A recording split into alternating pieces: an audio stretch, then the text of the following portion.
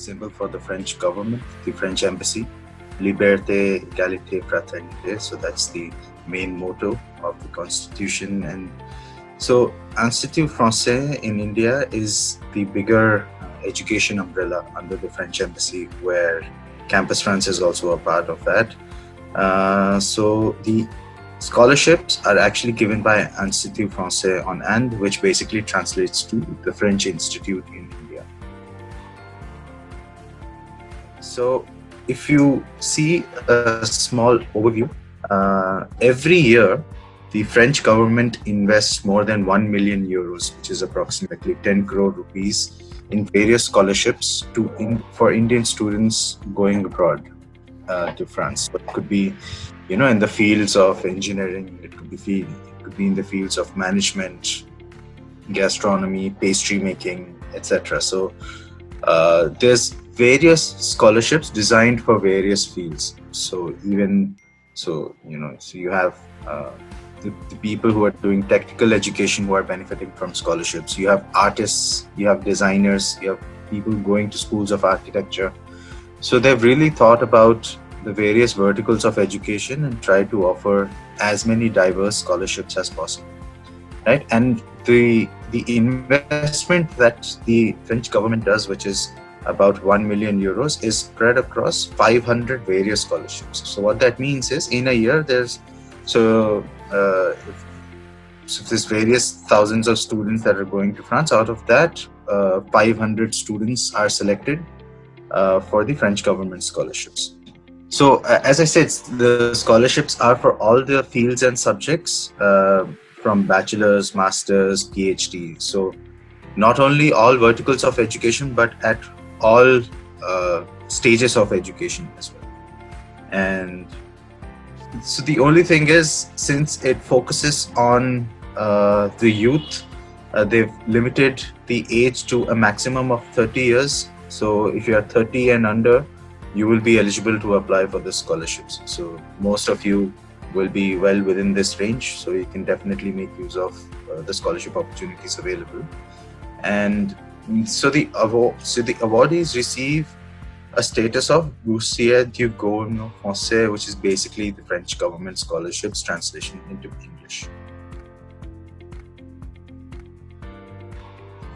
Now, talking about the few scholarships available. So, of course, since the dates are already over, so for 2020, these were the dates. Just remember, for next year, for 2021, it'll be around about the same timeline. So if I talk about Charpak Lab, around first week of March 2020 is the deadline. Charpak Masters is around second week of April 2021. Okay, so one such scholarship is called the Charpak Scholarship. Okay, so it's actually named after a famous French physicist, right? So in the Charpak Scholarship, which is given by the French government, there's three subcategories. Okay, one is Charpak Lab, the other is Charpak Masters, and the third one is Charpak Exchange Program. So the engineers, they can actually apply for a Charpak Lab scholarship, where during the months of your summer vacation, which is between May and July, you can actually spend two months in France, and the duration of the Charpak Lab would be completely covered by the French government. So you would actually be getting a monthly stipend. So literally the only cost that has to be that you will have to bear would be the flight ticket. The living expenses would be covered by the embassy. Right. So the bigger one, where a huge chunk of the scholarships are actually given, is the Charpak Masters Scholarship. Right. So in Charpak Masters, the good thing is that it is open to all the fields, and the duration. So let's say the program that you have applied for is 2 years. So initially, once you get the scholarship, it will be for one academic year, which is 10 months, where you will receive all the benefits from the French government. And the other one is Charpak Exchange Program. So again, Charpak Exchange is, let's say, you're studying in one of the Indian institutions, right? And you would like to go and spend a semester exchange abroad. Normally, if you go for a semester exchange abroad, you don't have to pay any tuition fees, because whichever college you go to, the tuition fees for that exchange program is already designed in the curriculum, right? But even after the uh, uh, even after the tuition fees being zero, you would be eligible to receive a monthly stipend from the French government. So essentially, as an Indian student, if you go and spend your semester exchange abroad, you can very well be paid to study in France, right? So you get a monthly stipend. So one academic semester, which is around 4 months, would be covered. So most of these students are going for the fall intake. So you can remember that particular point. So looking at other scholarships, so we have something called as an Erasmus Mundus scholarship also. So Erasmus is a very prestigious scholarship where the funding is a lot greater. So for instance, there are programs where the entire tuition fees is also covered, plus your living expenses are also covered by Erasmus. So basically, it's a fully funded program. But of course, when I say it's fully funded, the competition is also going to be high. You need to have good academic records, good recommendation letters, good test scores. So for instance, if you're applying for an engineering program, make sure you have good GRE scores. If you're applying for top management schools, if you give a GMAT exam, get a good score in that. So that definitely helps you. It gives you more of a chance to get the Erasmus Mundus scholarship also. So not just with any Erasmus Mundus scholarship, but even for the French government scholarships, right? So when I earlier spoke about the Charpak scholarship, those are all merit-based scholarships. So you will be required to write a motivation letter. Now, in that motivation letter, just to give you a small tip, quite a lot of students have a tendency to just lift the text from the internet, right? So you might see a very nicely written motivation letter which is mentioned on the internet, and you use the same and you apply on the portal. Now, there are softwares that will pick it up within a second, right? It'll even tell you the source where you got the information from. So your application would be disqualified right then and there. Of course, so you can view these sites, take inspiration. Us Campus France managers also have, from time to time, we do CV writing workshops, SOP, how to write an objective. We do discuss these pointers in detail. And we've also created PDF documents that will help you structure your motivation letter. So, of course, you can use them as a reference, but the wordings have to be yours, right? So just remember that particular point, and you will be good to go. And it's not just here. Even if you go to France, there's a part of your curriculum is actually dedicated to thesis writing. And thesis, you have to, maybe those 100 and 150 pages that you write about your research project have to be from you. Those are your findings. You cannot use the text which is from the internet. Your professor would run it through the software, and they have a percentage. If it's more than 0.8%, your thesis would be disqualified, right? So just try to be as original as possible. And the perfect practice over here is, if you have copied any particular text, it's always good to give references. But that is for your thesis. But for your motivation letter, it has to be completely your own, right? So spend enough time on it. You basically have to tell the right story, right? Why is it that me as a scholarship panelist would like to know your story? It could be anything. You could mention about the academic excellence. It could be academic excellence plus, you might have represented your state in a sporting activity. Anything which can grab the reader's attention. There's no fixed rule, but as long as you get to talk about yourself and you're able to convince the panelists why is it that you're the best candidate to receive the scholarship, I think you would stand a very good chance of being selected or being shortlisted for the French government scholarship as well. Now, we spoke about Erasmus Mundus, which is a complete European Union scholarship, which is fully funded. Now, there's another scholarship called as the Eiffel Scholarship, which is by the French Ministry. Okay, so it is slightly different compared to Charpak in the previous slide over here. So, in the Charpak scholarship, the candidate themselves file the application. So, what that means is whenever the deadlines open, the links that you will click on, so you get to decide. So you will write your motivation letter, you will answer the questions, you will upload all the documents, and then you will submit your file for Charpak. But in Eiffel, it's slightly different. In Eiffel, the particular French school that you have applied to will only apply and not the student. So should the French school feel that your candidature is strong enough for the Eiffel scholarship, they will recommend your name on your behalf. Here, the student has no say, right? So the Eiffel committee needs to receive the application from the French school and not the student. So if you yourself individually apply for the Eiffel scholarship, your candidature will be disqualified. So just a small differentiating factor there. And the Eiffel scholarship, so for instance, it's slightly more prestigious if you do the comparison, because in Charpak, let's say you were getting around 700 euros a month as stipend. In Eiffel, you will be getting around 1100 to 1200, right? So a greater stipend. And the levels which it's valid for is master's and doctorate degrees.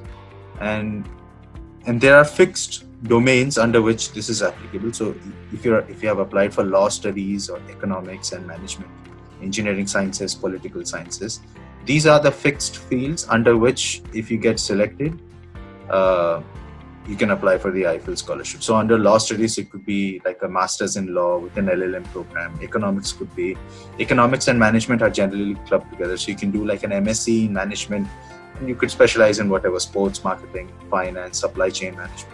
Engineering sciences, as I told you, it will be a Grande École program, which is the schools of excellence, and you can study up to 2 years.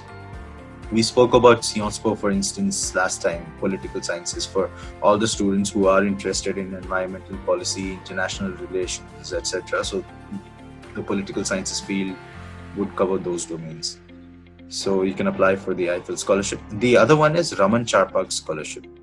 Okay, so the Raman Charpak scholarship is for the doctorate program. So let's say if you are already doing a PhD in India, then a part of your research studies could be finished in France. And for the part of the research that you do, in fact, conduct in France, you would be funded by the French government. So I know this doesn't concern you all, since you are all still doing your bachelor's, but yeah, there is a particular scholarship domain for PhD researchers as well. Now, there's something called as a travel grant scholarship also. So there is only one application that you need to file. So once you submit your Charpak application, your file, so in case you do not get the Charpak Master's Scholarship, you can be considered for a travel grant also. So this travel grant scholarship is also offered by the Embassy of France, right? So if you're going for a master's program, it would be valid for that. It could also be valid for a short-term or an exchange program. So as I told you, either you're going for a full-time program, or you could be going for an exchange program or a short-term program as an Indian student to spend a semester abroad. The benefit that you get is that, so your flight ticket would be covered. So here you're not getting the monthly stipend, but you can get a one-way airline ticket between India and France. So that would be covered by the French embassy. Your social security would be covered. And also, so whenever we do your Campus France interview, there's a particular visa fee that you need to pay. So your Campus France fee processing fee and the visa fee will be waived off, which is around 25,000. So you get a benefit of that as well. La Famille. So all the students who are interested in, let's say, filmmaking or film direction, um, or documenting films, etc. So there's a specialized school in France which is based in Paris. It's called La Famille. You can get, if you apply for a summer school, you'll be, the entire duration of the program would be covered as well. So these are called co-financed scholarships. So till now we were talking about scholarships which are given by the French government specifically. Then there are co-financed scholarship. What that means is there'll be particular French schools that would be giving you the stipend, not the government. So just to familiarize yourselves with the terminology. And stage means an internship in France. It can also be possible. Sometimes there are teacher training programs as well. Let's not discuss this because this is at a much advanced stage. As I said at the start of my presentation, if you look at the French education system, there is various scholarships available in multiple fields of study. So, for instance, there's Krishna Kirti Foundation, where if you are applying for an arts program in France, you can apply for Krishna Kirti Foundation. There's a specific music scholarship which is called Nimrana Music Foundation, which you can apply for. Let's say, I don't know, you're going to France to do piano studies or going for performing arts at the master's level. So you can definitely look at these particular programs. Sciences Po, again, the institution which is very famous for its political sciences and international relations, they have a co-financed scholarship. ISA Supero, which is into the aerospace industry. So all your air transport management, specialized aerospace programs are taught under ISA Supero. So if you get into that, there's co-finance scholarships available. EDEC is one of the top business schools in France, which is triple accredited. They have a co-financed scholarship. Rennes School of Business also has a co-financed scholarship, right? So, so whatever I am explaining you over here, I will also show you at the end of the presentation how is it that you can look for this particular information, right? So it's not that just because I mentioned the various names over there, the information will not be available to you. Whatever information is available on the PowerPoint slides over here is very much available on the Campus France India website also. So I would highly encourage all the students after the presentation, they can go and read these scholarship details at a much greater length. Now, the benefits for these is, again, so let's say you end up getting the Nimrana scholarship or the Sciences Po scholarship. So you get a monthly stipend. Or you can get a partial tuition fee waiver also. It could also happen that you get this plus the scholarship from the French government. So you can end up getting multiple scholarships also. So you really have to plan how you apply for these scholarships, right? So you get the maximum benefit out of that. If you really plan your studies and you apply for these scholarships well within the deadline, this could be quite a great possibility for you. Because what happens is, I've also noticed quite a lot of students tend to apply after the deadline, and then we receive many emails stating, are you still accepting the applications? But we don't. We expect you to respect the deadlines, and we respect the deadlines as well. So the whole point of following that 2 to 3 month window period is to basically give you ample amount of time to think through the scholarships that you're applying to, and create that motivation letter which is required by the French government to view and give you that particular scholarship. Now, moving on to another set of scholarships. This one is called Franco-Indian Education Trust. So the French government also has various trusts, right? One of them is the Ambadania Scholarship. This is a pretty special scholarship because it is specifically designed for women. Only women who are looking to study in France. So if they have chosen arts, gastronomy, or sports, they can very well, go and apply for this particular program. Then there's UGAM Lagrange Scholarship. So till now, I was also talking about merit-based scholarships, but UGAM is a need-based scholarship. So what that means is, if you come from a low-income family, or you do not, or let's say you are from a family of a martyred soldier, then you would be eligible for a UGAM Lagrange scholarship. So basically, the rule is that if the entire family income is less than 10 lakhs per annum, then you'll be eligible. So you can file your application, and then you can get it's a one-shot 10,000 euro tuition fee waiver. So please go and check the details out on our website. There's Baman Samadri Scholarship, which is for supporting talented Indian students to pursue higher education in the field of culinary arts. Right. So different scholarships for different purposes. Yeah. So follow this particular process. Go to the website which is mentioned over here, ifi.scholarship.india.in. Submit all these documents. So a scanned copy of your passport. So when they say that, please scan the first and last page of your passport. Submit your CV, scanned copy of admission/acceptance letter, scanned copies of mark sheets of higher education, class 12, bachelor's and master's degree.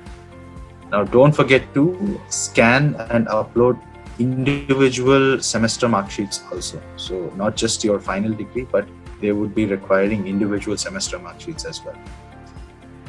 If you have any French language certification, you can upload that as well. So they're generally DELF and DALF exams. There's 6 levels of French: A1, A2, B1, B2, C1, C2. If you've given any level of French, you can upload the certification from there as well. You can receive, so if you've received any NOC from your Indian institution, you can apply for that. You can upload that. Details of employment. Quite a lot of students, let's say if some of you might not work right away, not pursue a master's right away. You might want to maybe work for a year, couple of years, gain the necessary experience, and then apply for master's programs. In those cases, you will be required to show your experience certificates. So the Human Resources Department, whenever you work for an organization, after you finish your particular tenure, they give you an experience letter stating your the work that you did and the timeline from when to when you worked in that company. So you will need those employment certificate letters to be uploaded. And if you have recommendation letters, so for instance, if you've been good students, you've been following whatever your professors have been telling you, you can definitely ask for recommendation letters. They'll be happy to give them to you. That is on the academic side. On the professional front as well, if you are someone who has worked in an organization, ask for recommendation letters. Some of you might have done internships. I don't know if it's mandatory for all of you, but during the course of your summer break, let's say you worked for a month with a company, see if you can get a recommendation letter from the manager. Maybe there were some tasks that you really excelled in. It's always good to get them documented and apply for these scholarships, which can act as a catalyst, right? So there's no fixed rules. So as many documents as possible which you feel that can highlight your chances of getting the scholarship, so you can upload all of them on the Campus France portal. And finally, you submit your document. Once you submit your document, it actually goes to the scholarships panel, which is based in Delhi, right? So it's the French embassy in Delhi that shortlists the candidates, because the scholarships department of the French embassy is based in New Delhi. So basically, there'll be a panel. They'll sit and evaluate each and every application, and it is them who decide who gets the scholarship or not. And it's pretty transparent. Whoever, whichever student gets the scholarship, their results are mentioned on the website, so you can check the details out. So for this year also, all the scholarship awardees that received the Charpak scholarship, their results have also been declared on the Campus France website, so you can go check that out also. So here is how you look for the program, look for the scholarships. So just type campus. You do not need to memorize the entire hyperlink. Just type Campus France India in Google. The very first link that you get, please click on it. The image that you see in front of you is actually the home page of Campus France. You have various tabs over here about us, students, researchers, alumni, scholarships.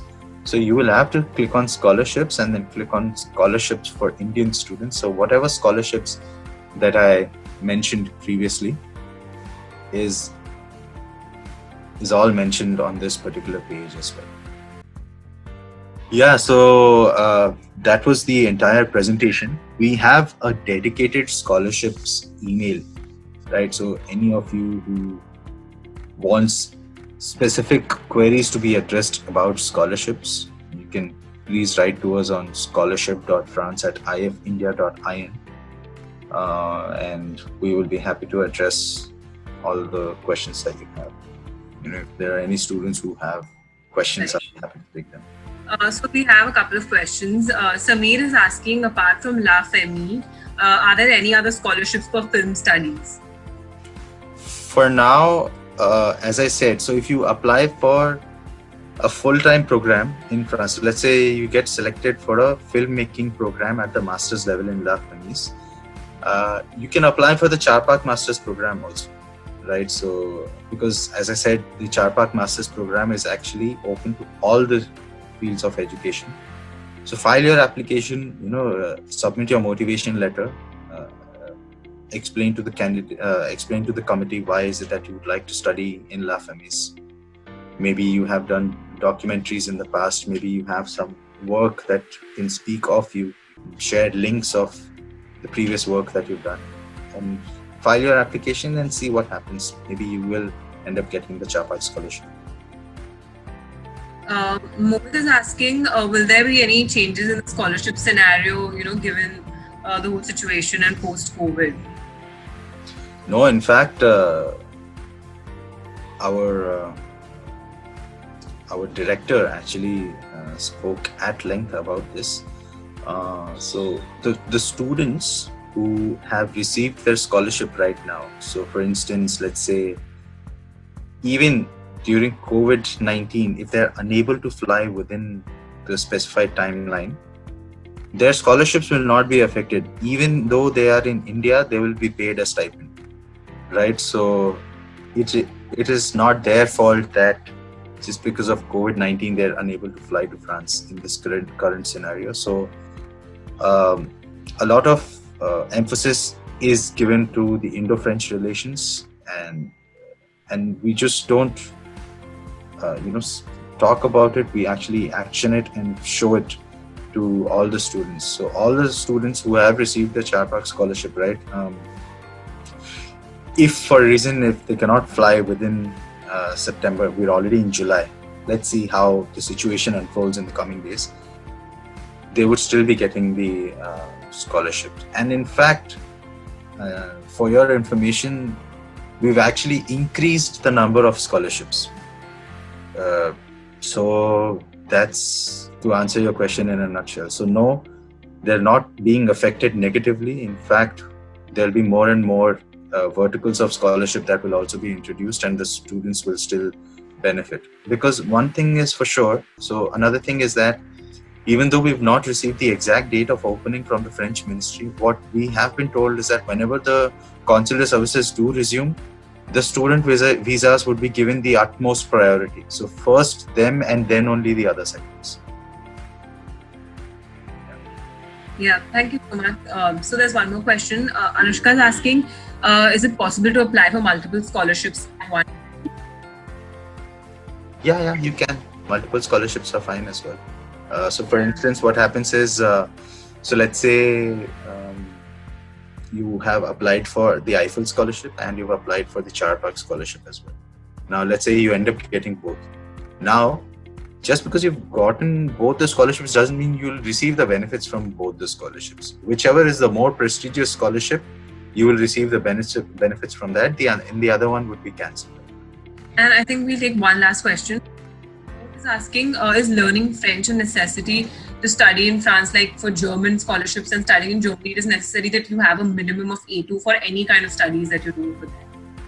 Yeah, so for English taught programs, French is not required at the time of your visa application, right? So what that means is, if you don't know French, you will still get your visa. But what happens is, we highly do recommend you start learning French because, of course, even though your program will be in English, French is definitely the language of the land.